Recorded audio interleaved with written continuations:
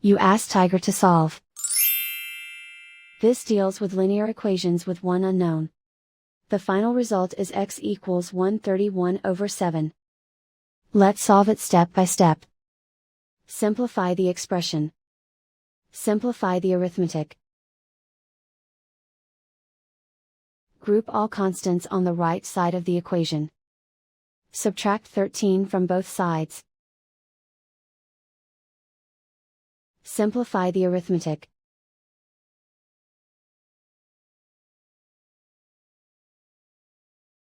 Isolate the x. Divide both sides by 7. Simplify the fraction. And so the final result is x equals 131/7.